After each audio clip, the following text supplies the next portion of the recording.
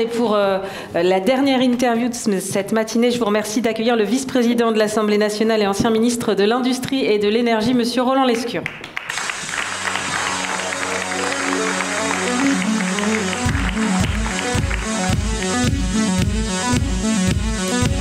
Bonjour. Bonjour à tous et à toutes. On a parlé de l'impact tout au long de cette matinée comme accélérateur de performance, monsieur Lescure, et en tant qu'ancien ministre de l'Industrie, moi j'aimerais bien avoir votre regard là-dessus. Vous avez beaucoup milité en faveur d'une réindustrialisation verte, c'est un vrai sujet et surtout en ce moment. Dans quelle mesure est-ce que vous pensez, est-ce que vous êtes convaincu que la décarbonation, elle est compatible aujourd'hui avec la compétitivité en France ? En fait, elle est indispensable. Mais d'abord, je voudrais vous dire que c'est mon anniversaire aujourd'hui. Ah, mais joyeux anniversaire. Et comme je suis Merci plus de tout le à passer fait, avec nous. Voilà, exactement.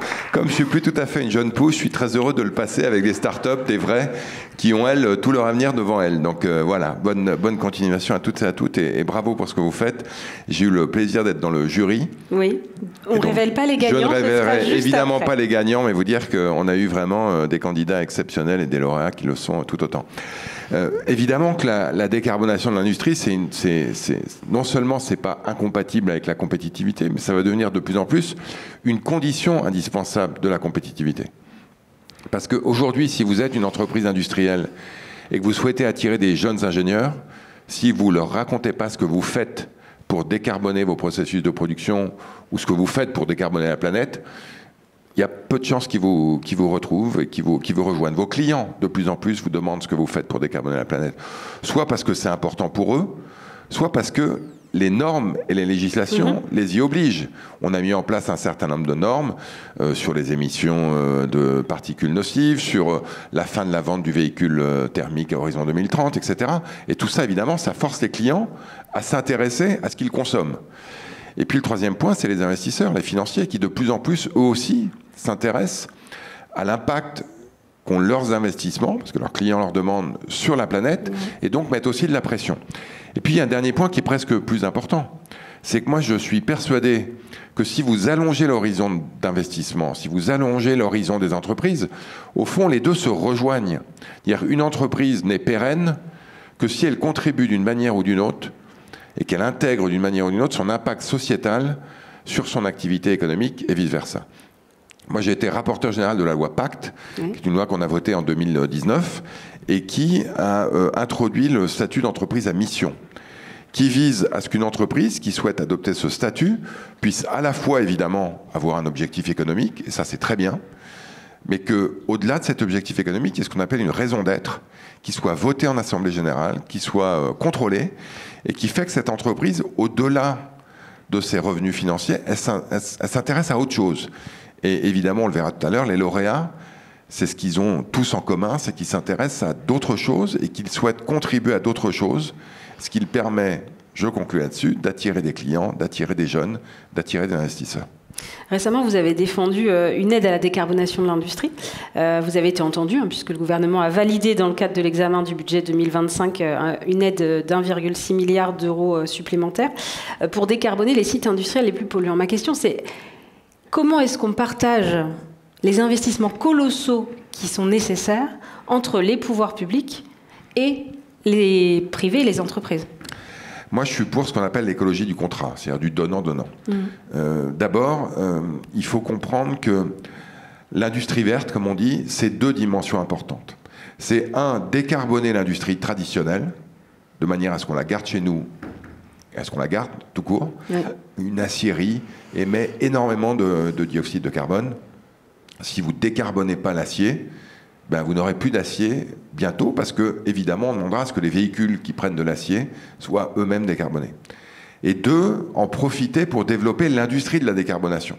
Donc, typiquement, pour décarboner une aciérie, il faut de l'hydrogène. Et donc, il faut développer l'industrie de l'hydrogène. Donc, on est au cœur d'une révolution industrielle qui, comme toutes les révolutions industrielles au début, est énormément incertaine d'un point de vue technologique, énormément incertaine d'un point de vue du rendement financier. Et donc, il est logique que la puissance publique s'y intéresse. Pour reprendre les usines dont on parlait tout à l'heure, il y a 50 usines en France qui, à elles seules, émettent 60% des gaz à effet de serre de l'industrie. Donc si vous décarbonez ces 50 usines, vous faites 60% du boulot. Et ça coûte énormément d'argent. Et le donnant-donnant, que le président de la République avait annoncé et que moi j'ai littéralement signé, c'est qu'on signe des contrats de décarbonation avec ces entreprises qui financent en gros les 2/3 des investissements. L'État les accompagne à hauteur d'un tiers.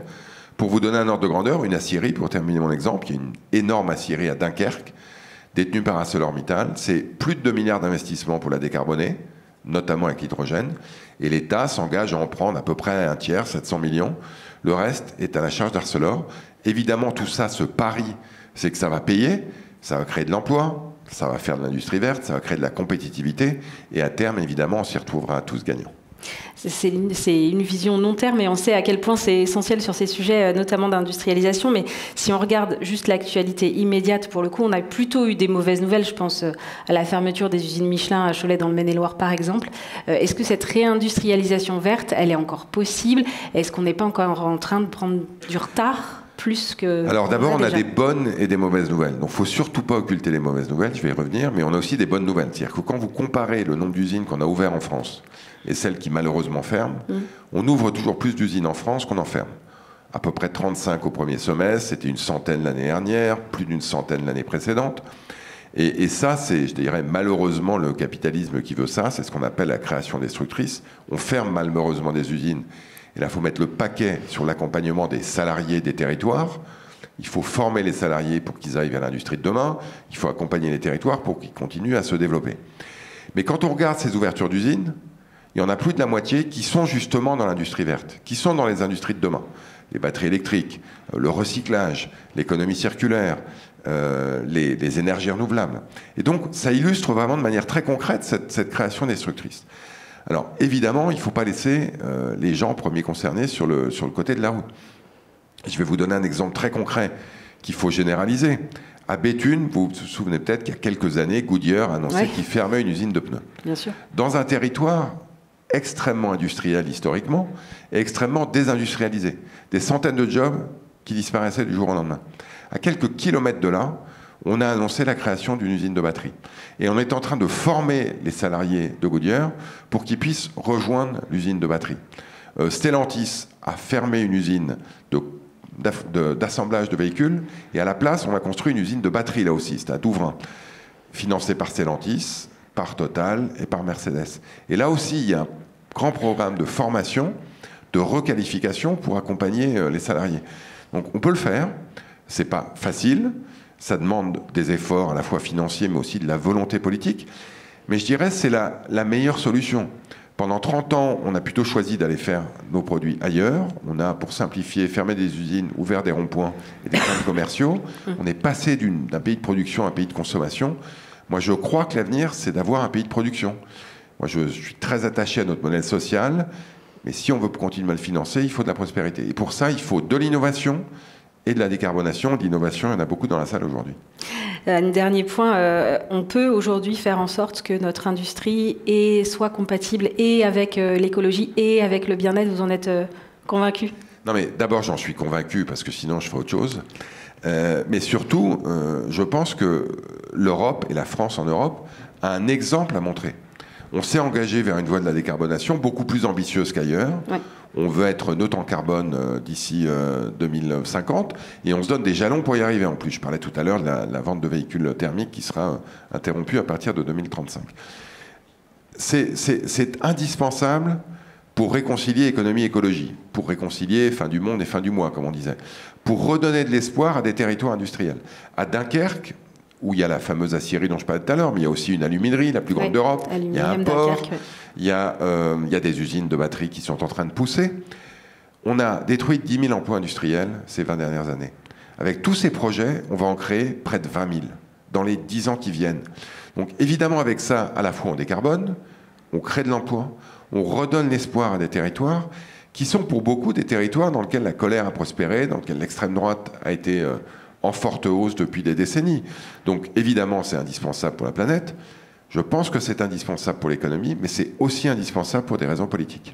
Merci beaucoup, Roland Lescure, d'avoir été avec nous, vice-président de l'Assemblée nationale, ancien ministre de l'Énergie et de l'Industrie. Merci. Merci.